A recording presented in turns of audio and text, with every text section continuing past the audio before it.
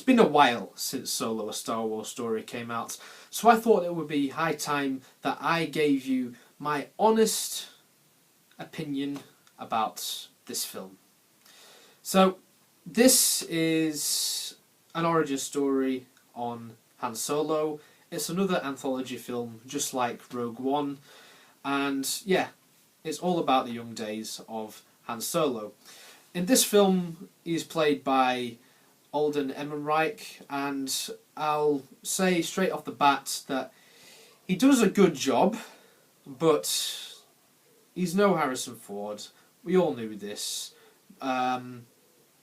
So, fair play to him, I guess, that, you know, he did a decent role. I liked him in the film, but nothing really went out and grabbed me and said, oh yeah, this definitely is a younger Harrison Ford.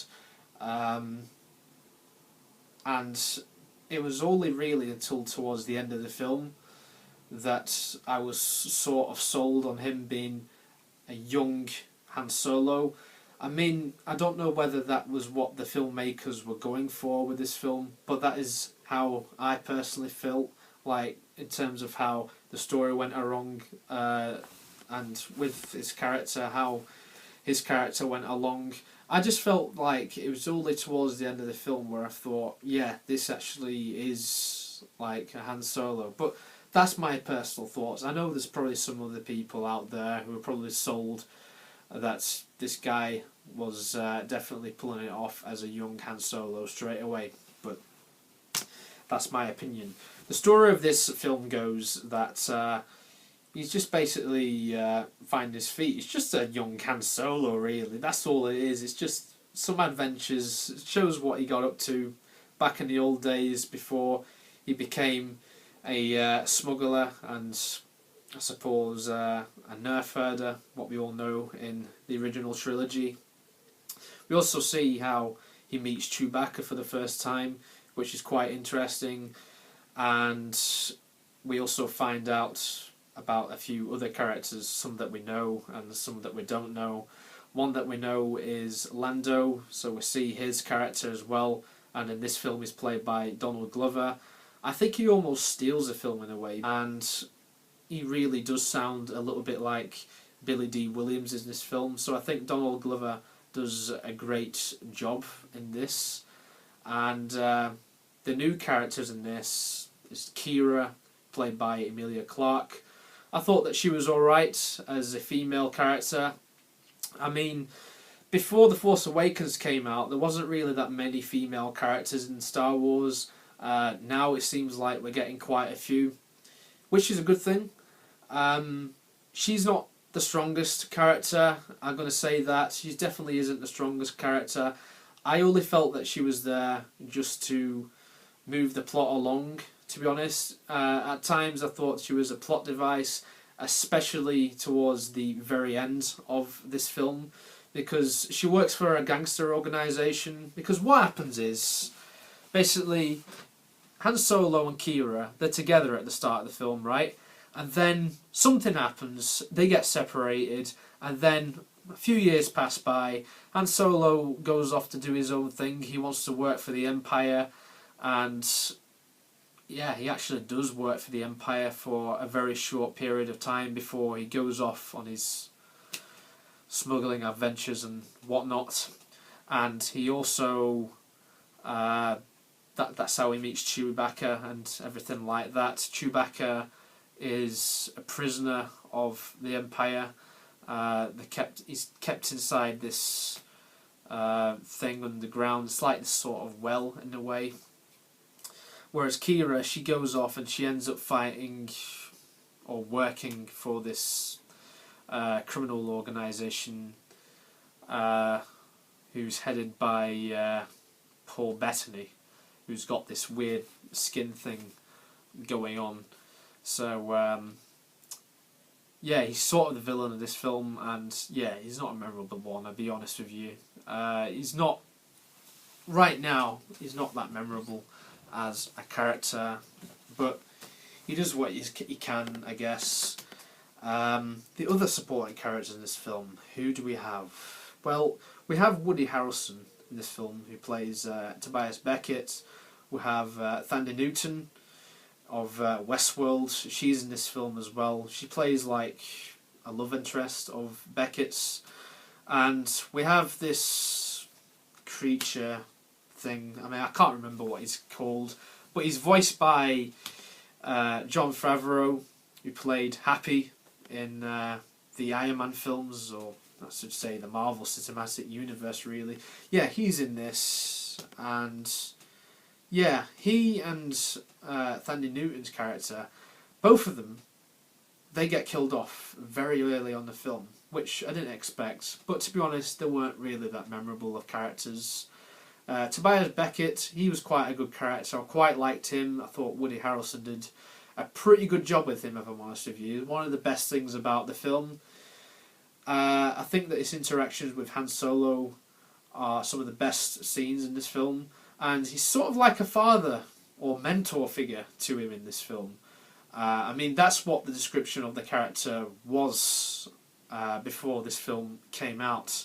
I remember reading about the character before I actually went to see this film, and I was really intrigued by him. And yeah, I thought that Woody Harrelson, he really did pull off the character, because at times you doubted whether his character was going to be loyal to the good guys or whether he was actually a bad guy. It turns out that he was like double crossing in a way at the end of the film, and he was secretly working for Paul Bettany, because what happens is the main outline of the plot, and this is basically like the second half of the film, let's say, they all go on a heist. They go to Kessel, which is that all famous thing that Han Solo keeps going on about in all the other films. This is where we see that whole Kessel Run in 12 seconds or 12 parsecs take place for the first time.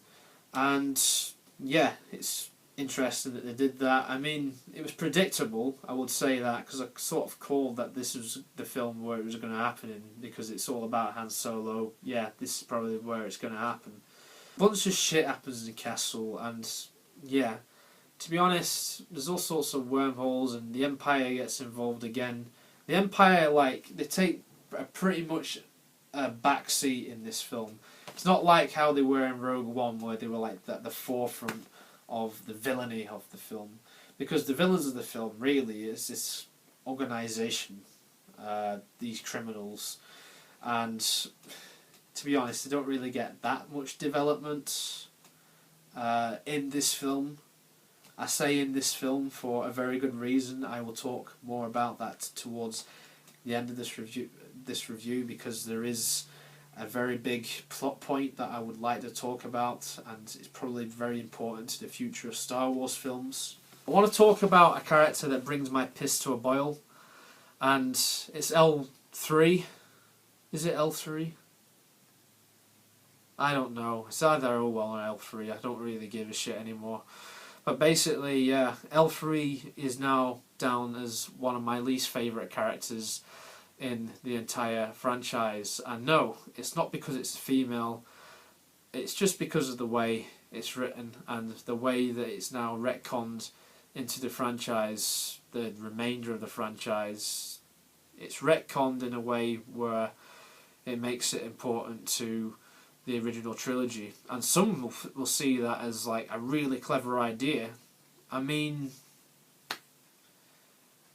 it sort of is, but it sort of isn't, because there's a lot of things that you can do with a franchise, and there's a lot of things that you shouldn't do. Personally, I think that they should have just left stuff like that well alone, because there was just no need, right? There was no need to make that like a consciousness of the Millennium Falcon and all that. And then that whole thing where, oh yeah, I thought about having a relationship with Lando Calrissian. So that means that this establishes that droids and humans could potentially have relationships, even sexual relationships. They've mentioned this in a Star Wars film. Nah, it doesn't work for me. Yeah, it's definitely one of my least favourite characters. It's down there with Jar Jar Binks and Rose from The Last Jedi. It was just a lot of unnecessary shit that we didn't need, and that was one of them. This is a Star Wars film. I want to get away from all of this political shit that's going on right now. It's a Star Wars film.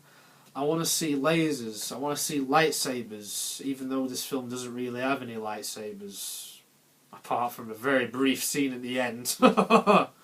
Yeah, who was that person who kept following over and over as well? Was it supposed to be like a big character? No, it just turns out it was just some woman. Alright, okay.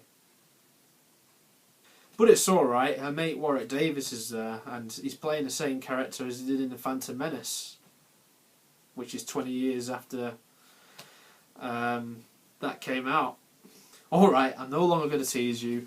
Let's talk about another character from The Phantom Menace that turned up in this film. Out of all the characters that I thought would be in a Han Solo movie, I never thought that Darth Maul would turn up. Now, Darth Maul, I was already aware that Darth Maul, he survived all the events falling down that thing at the end of Phantom Menace and all of that. I know that he's in Clone Wars and he's in Rebels as well. And he got resurrected or some shit like that. I don't know because I've never seen the Clone Wars or any of that. And I hear that the Clone Wars is coming back, which is quite pleasing for some fans. I probably still won't be watching it though. Darth Maul turning up at the end. I'll be honest, in a Han Solo film, it's probably the best thing out of the whole film, to be honest with you. And it's really intriguing. I really loved seeing Darth Maul come back. He's played by Ray Park as well, and he's voiced by the same guy who voices him in Rebels, so it's really cool that they've actually put Darth Maul in this film. And I never thought that I'd see Darth Maul ever again in a Star Wars film, but I'm so glad that we have, because Darth Maul, he is one of my favourite characters. He's from one of the worst films of the franchise, but out of that film, it's that lightsaber fight that he has with Qui-Gon and Obi-Wan Kenobi. Might be the best lightsaber fight out of the entire saga, if I'm honest with you. So to have who is basically the coolest character out of all the prequels come back all these years later, it's great. And I think the way that it sort of implies things, Kira's working for Darth Maul, so Darth Maul's actually behind all of this. And I call him Darth Maul. In this film, he just has the name Maul. He doesn't call himself Darth Maul anymore because he doesn't really want to associate himself with the Sith, because from what I gather he fell out with Sidious and all of that. It's shit that happened in the Clone Wars, from what I've heard about. Again, I've not seen the Clone Wars, so I can't really extend on that.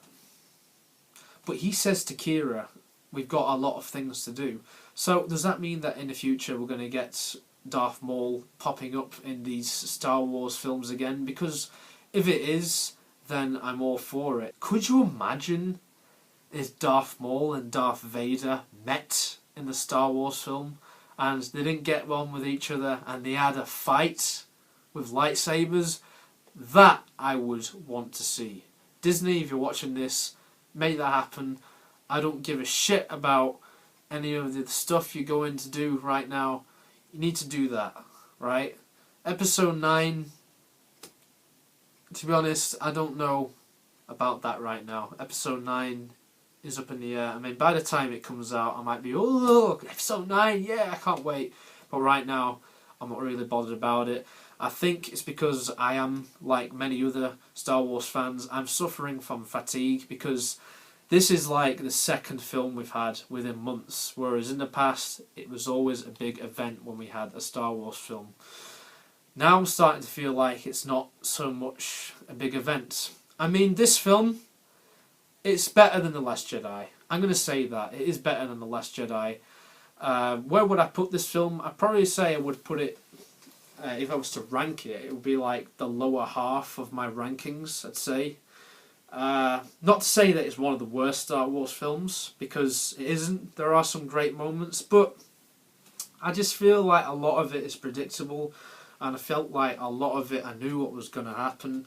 Yes, there was a lot of things that I did like. I did like some of the new characters. I did like Beckett.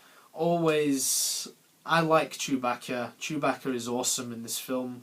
Much better than what he is in The Last Jedi when he's about to eat a porg. All that is shit is nonsense. Here, Chewbacca is how it should be. He kicks ass. He's brilliant. Han Solo, young Han Solo, he does what he can. He's alright. I'll be honest, he's alright. Given that he's got big shoes to fill from Harrison Ford, which he can never do, he does a pretty good job. And to be honest, I would be open to seeing him again in another Star Wars film, whether it's a sequel or wherever. But first I need to make that Darth Maul and Vader film. And I'm glad that we saw some other characters in this. I really like Lando in this film, even though there was a couple of things that I was pissed off about. I mentioned the L3 stuff earlier. All that, if they took that out of the film, I think that it would have been a much better film, I'll be honest with you, because it was just unneeded crap that I really didn't want in my Star Wars film. Paul Bettany is decent, but it's not a really memorable character, and a few other characters aren't as memorable. I think that the writing is alright. It was Lawrence Kasdan, but it's definitely not his best Star Wars script by any means. It's no Empire Strikes Back. We all knew. I knew that before I even came into this film, which is quite a sad thing, because I really wanted to go away thinking that this is actually one of the best Star Wars films. But like I said, it goes around the middle, or a lower tier of Star Wars film, I would say. It's definitely not the worst, though. Definitely not the worst. So that is a good thing. Out of the Star Wars films that have come out since Disney have taken over the franchise, the way I would rank them in order would be Rogue One. That would be my favourite one that's come out since Disney have took over. Then I would put The Force Awakens after that, because I really did like The Force Awakens. Then I would put this after that, and then way below that would be The Last Jedi, because I've got loads of problems with The Last Jedi. I still have loads of problems with The Last Jedi. My views really have not changed. And to be honest, The Last Jedi now is probably on par with Phantom Menace and Attack of the Clones as the worst one, maybe. And actually, Revenge of the Sith is much better of a film. And I never thought that I would ever be saying that, but I am. There you go. And I probably would say that Revenge of the Sith actually is better than this film as well. So, double points to that. Overall, the score I'm going to give for this film, I'm going to be generous. I'm going to give this a 7 out of 10. I mean, there were some fun moments, don't get me wrong, and I will be coming back to revisit this film, because there are some fun moments, and I think that the music is alright. Nothing too memorable. It's not John Williams by any stretch of the imagination, but it's much more enjoyable, and I did get more of a kick out of this than what I did from The Last Jedi, so maybe that's why I did enjoy that, because I was very disappointed with that film, and this film came out so soon after that was released. So yeah, so it's mixed feelings overall on Solo: A Star Wars Story. Are there a few things that I've missed? Probably, but that is my overall thoughts on this film. So thank you very much for watching this video, folks. I hope you enjoyed it. If you haven't already, subscribe for more movie reviews, and if you want to see a ton of other shit on this channel, a ton of other crazy shit, I've done a golf documentary thing recently, which was just basically a dick around with my mate. Basically, have a look at that. It's really fun. And until then, folks, see you later, and remember, may the Force be with you. And yeah, I'm going to end in a cheesy way.